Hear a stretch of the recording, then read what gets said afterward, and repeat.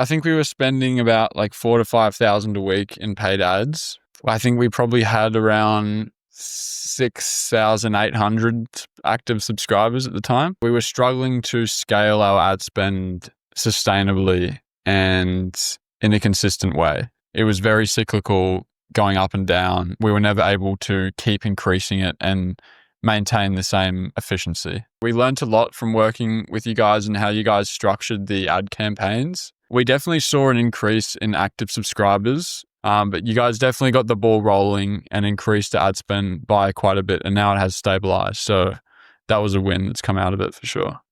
Hi, Noah. How are you doing? Good, thanks, Andrej. Yourself? Yeah, doing great. So can you quickly introduce yourself and tell us what Funky Food is all about? Yeah, I'm Noah. I work for Funky Food. We deliver fruit and veg direct to consumer, cosmetically rejected produce that doesn't meet the beauty standards. Nice. And I love that mission behind the brand. Where was Funky Food at before we started working together? And both like business wise and also in terms of paid ads? I think we were spending about like 4,000 to 5,000 a week in paid ads. I think we probably had around 6,800 active subscribers at the time. Yeah. Nice. And what were some of the biggest challenges you were facing with like growth, paid acquisition before we partnered up? We were struggling to scale our ad spend sustainably and in a consistent way. It was very cyclical, going up and down, and we were never able to keep increasing it and maintain the same efficiency. And what made you want to partner up with us initially? And like what stood out from our approach? You seem to be a sharp guy with an analytical mind, which was important for someone who was doing paid ads and trying to put together the creative strategy as well. So that stood out, and I think the guarantee as well stood out. It was pretty rare to see someone offer a guarantee in this industry, so it's a good sign that you were willing to stand behind what you guys could do. Yeah. Would you say that was like the main aspect that made you go with us compared to other agencies you talked to? I think so. Yeah, we didn't cast a super wide net, but out of the ones that we did also talk to, yeah, a lot of them didn't seem as switched on, or they just seemed like they were just going to get in and get out. So I think the guarantee was a point of difference. Yeah. And just generally speaking, what was the experience like working with us, working with the team? Yeah, we learned a lot from working with you guys and how you guys structured the ad campaigns. The reporting was good, and the cadence was fine. Yeah, we learned from the Google side. I think there was more like technical depth with paid ads and how to optimize it. So we definitely learned a lot there. And the format for, I guess, testing new creatives, cycling them into different ad sets. Yeah, that's great to hear. And what would you say was best in terms of like communication system, collaboration? Like what did we excel at, and where do we have some room for improvement, or where were we lacking, if anywhere? Yeah. Where did you guys excel at? I think the high level game plan was good. It made a lot of sense. I think the onboarding was pretty smooth, pretty quick. You guys have got a system for that, and that part was pretty good, I thought. One area of improvement would be, I think, the ad buying, and especially the decisions that we were making and what was actually going on. I think like it seemed like we saw the same things, but we treated it differently at certain times. There was obviously those occasions where we'd spent a lot of money behind a campaign and with a very high CPA.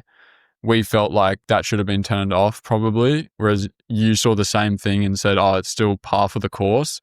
So I think one way to manage that would be just let us know.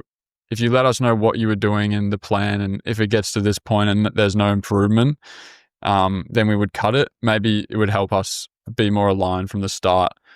And obviously you don't have to do that for everything, but maybe just when you're adjusting the ads once or twice a week, like the key movers of what we did, like, oh, we increased this ad set, it was working well. We turned down these two because their last 3 days performance was failing. But, if by the end of the week there's no change, we'll turn them off. I think updates like that would have been helpful and would have made us more aligned. Yeah, I get that.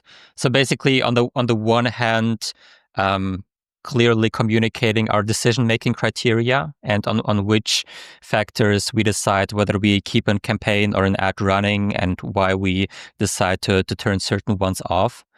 And then also just communicating the updates, the changes more frequently, so that you really know what's going on, what's happening, what changes are being made to the account. Right? Yeah, I think that's a good summary. I think on those micro decisions, if you did say, oh, we know this one's got a very high CPA, but there's a good reason we want to keep testing it, then, maybe we could have been more aligned on that.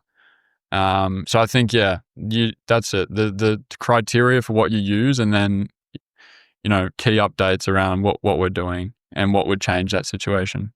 Yeah, that makes sense.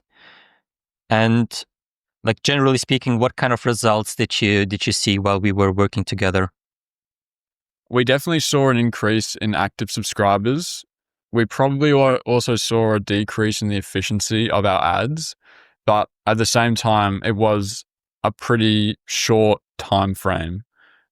So I think in the long run, maybe we would have seen the efficiency like mellow out again. But you guys definitely got the ball rolling and increased the ad spend by quite a bit, and now it has stabilized. So that was a win that's come out of it for sure. Nice. And even though we only worked together for a short time, what do you feel like were the biggest improvements or takeaways for you guys? The way that you guys thought about the angles and the content and linked it back to the business fundamentals, it was cool to see that in some of your earlier strategy docs. Very fundamental, like first principles thinking. Okay, what are the objections people have about us? Oh, it's not fresh. It's another painful subscription, blah, blah, blah. And then where is that not being addressed in our content or in our funnel? I think that was something that I learned a lot from, how we did that sort of thinking at the start and then related it to the ads and the type of content that we think we should be producing. Yeah. And we definitely also worked together a lot on like the creative strategy and content strategy. Would you say that was helpful for you as well? Yeah, definitely. I think if we got more into the layers beneath it, it would have yielded more. But yeah, I think that was helpful, and that was one of the main value adds that you guys brought, I felt like. Okay, nice. That's good to hear. And now, what would you say to other brands thinking about working with us, partnering up with us?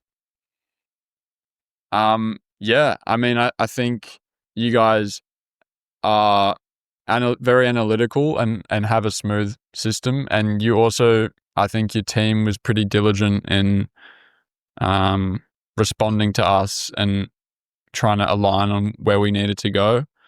So yeah, I think it'd be a good outcome. Nice. Yeah. Perfect. Any last thoughts you'd like to share about the experience or anything? Nothing really, I think. Thank you guys for the work you did. Like I said in the emails, we did learn a lot. I think in the first place, we probably should have aligned better from our side. Like, we should have got clearer on the goals. That would have probably affected how it panned out. So that's something we learned about the process. And yeah, but apart from that, no, I appreciate what you guys did, and all the best for the future. Awesome. Yeah. Thank you very much. For you as well. I really enjoyed working together, and yeah, wish you the best. Awesome. Thanks, Matt. Thank you.